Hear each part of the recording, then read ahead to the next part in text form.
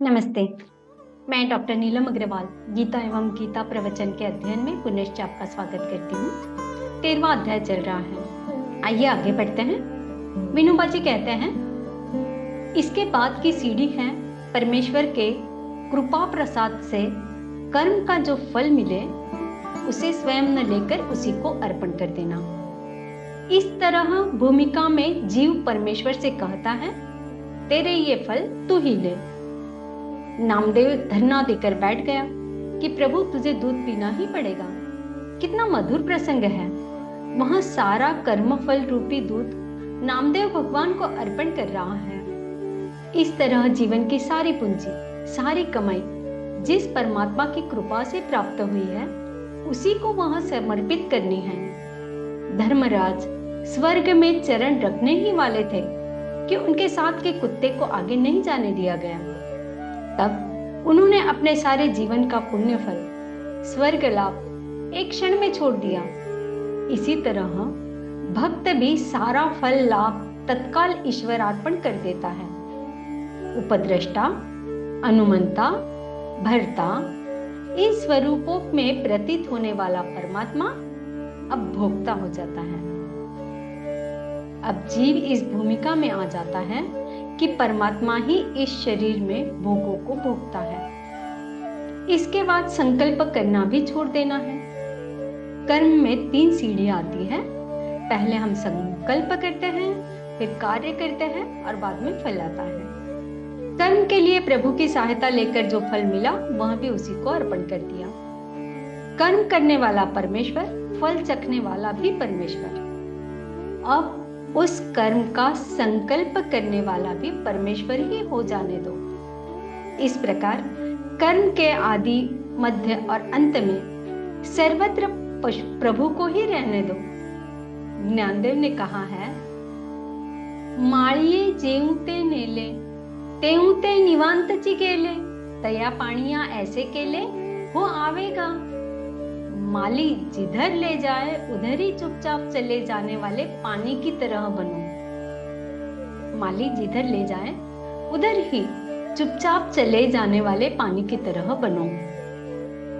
माली पानी को जिधर ले जाना चाहता है उधर ही वह बिना ची चपड़ किए चला जाता है। माली की पसंद के फल फूल के पौधों को पानी पोंछता है, बढ़ाता है। इसी तरह मेरे हाथों जो होना है वह उसी को तय करने दो।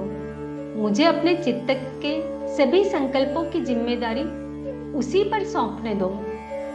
यदि मैंने अपना सारा बोझ घोड़े पर ही डाल दिया है तो बाकी बोझा मैं अपने सिर पर क्यों लाद कर बैठूं? वह भी घोड़े की ही पीठ पर क्यों ना लाद दूं? अपने सिर पर बोझ रखकर भी यदि मैं घोड़े पर बैठूंगा तो भी बोझ घोड़े को ही पर ही पड़ेगा ना। फिर सारा बोझ ही उसकी पीठ पर क्यों ना लाद दूं? इस तरह जीवन की सभी हलचल, नाच कूद, फूलना फलना सब कुछ करने वाला अंत में परमात्मा ही हो जाता है। मेरे जीवन का वह महेश्वर ही बन जाता है। इस तरह विकास होते होते सारा जीवन ही परमेश्वर में हो जाता है। केवल देह का पर्दा ही बाकी रहता है। वह हटते ही जीव और शिव, आत्मा और परमात्मा एक हो जाते हैं। इस प्रकार उपद्रष्टानुमंता च भर्ता भोक्ता महेश्वरम, इस स्वरूप में हमें परमात्मा का उत्तरोत्तर अधिकाधिक अनुभव करना है।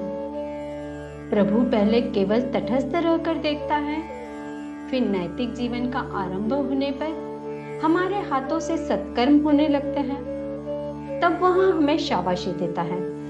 फिर चित्त के सूक्ष्म मैल धो डालने के लिए अपने प्रयत्नों को अपर्याप्त देखकर भक्त जब पुकारता है तो वह अनाथों का नाथ सहायता के लिए दौड़ पड़ता है।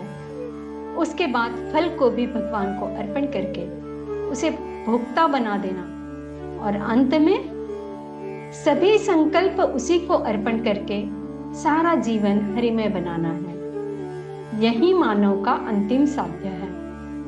कर्मयोग और भक्ति योग रूपी 2 पंखों से उड़ते हुए साधक को इस अंतिम मंजिल तक पहुंचना है। आइए कुछ श्लोक पढ़ते हैं। समं पश्यन्नि सर्वत्र समवस्थितमीश्वरम् न हीनस्त्यात्मनात्मानं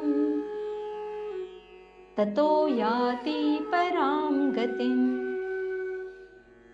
जो मनुष्य सभी चर अचर प्राणियों में समान भाव से एक ही परमात्मा को समान रूप से स्थित देखता है, वह अपने मन के द्वारा अपने आप को कभी नष्ट नहीं करता। इस प्रकार वह मेरे परम धाम को प्राप्त करता है।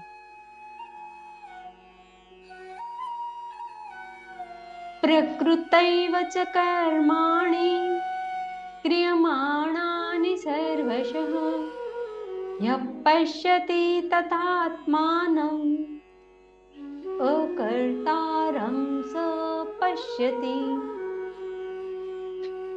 जो मनुष्य समस्त कार्य को सभी प्रकार से प्रकृति के द्वारा ही संपन्न होते हुए देखता है और आत्मा को अकर्ता देखता है, वही यथार्थ रूप से देखता है। यदा भूत पृथक् भावम् एकस्थम् अनुपश्यति तत् एव च विस्तारम् ब्रह्म संपद्यते तदा। जब जो मनुष्य सभी प्राणियों के अलग अलग भावों में एक परमात्मा को ही स्थित देखता है और उस एक परमात्मा से ही समस्त प्राणियों का विस्तार देखता है, तब वह परमात्मा को ही प्राप्त होता है। श्री कृष्णार्पणम।